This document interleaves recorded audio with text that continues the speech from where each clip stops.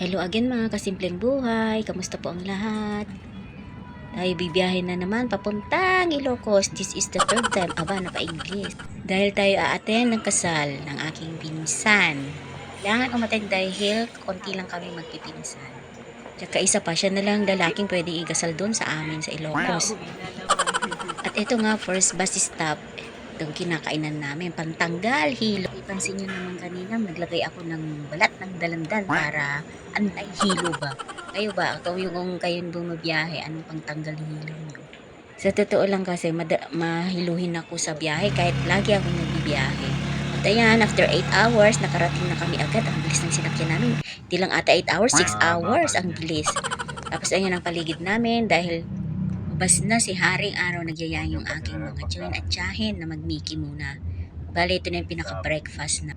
Nauna silang nakarating sa Ilocos dahil may sarili silang sasakyan kami. Hindi naman pwedeng sumabay dahil mga nasa trabaho pa bago bumiyahe.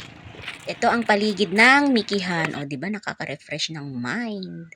Green na green ang kapaligiran. Diba? Tapos hihigop ka ng malapot na sabaw ng Miki. Ito pong special Miki sa amin. Kuya mo ako.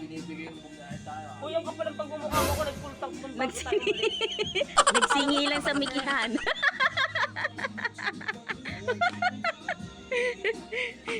Mula dumating ako, non-stop pa yung labas ng wallet ko. Si Brian naman may phobia sa akin.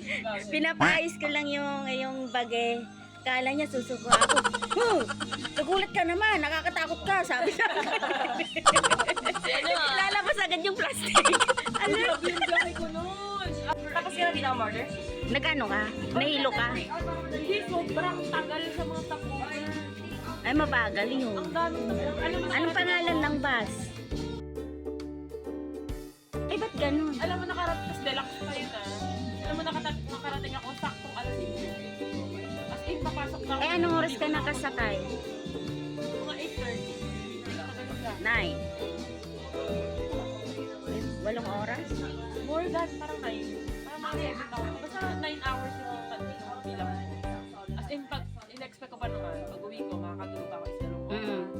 Hindi, Diretso pasok na. Itong pag-uwi namin may dalandan ako. Balat ng dalandan sa face mask ko. Ang hirap. Iniisip mo pa lang kasi nabibiyahe ka na. Oo. Pag naamoy mo na yung amoy sa aircon ng bus, yun na. Lalo yung usok ng sasakyan.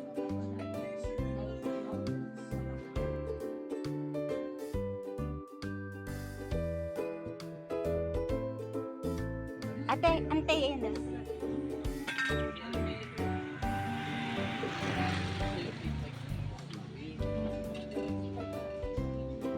Sabi niya kapag para daw Oil, suka, parang yan, oil yan. Wala dyan, wala. So, yan eh. hingi kayo. Ayun o yung isang yung silver.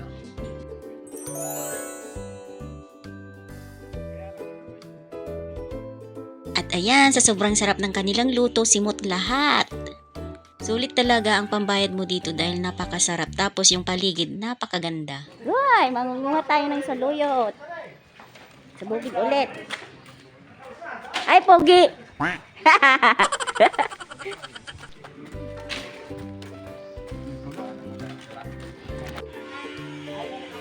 Inihaw na flying fish pang sahog mamaya sa saluyot tsaka labong mamayang hapon.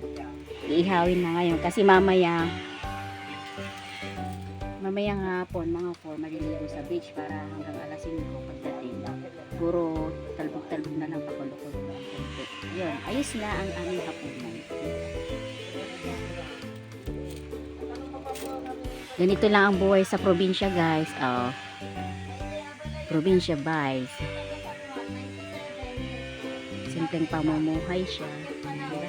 Kaka-refresh ng mind. Malayo sa stress, kumbaga.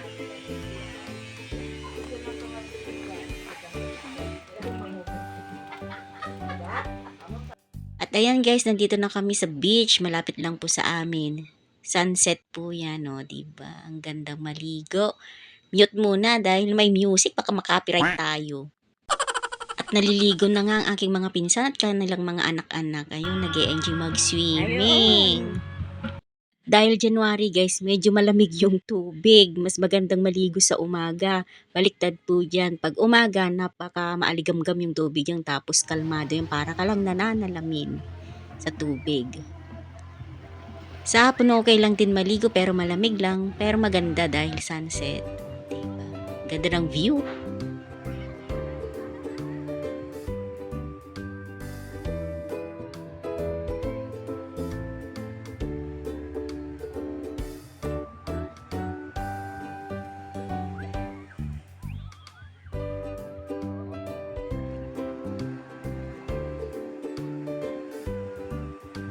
Okay guys, that's all. Salamat sa panunood. See you in my next video. Sana hindi kayo magsawang manood. At saka may hindi pa nakasubscribe, please subscribe na po.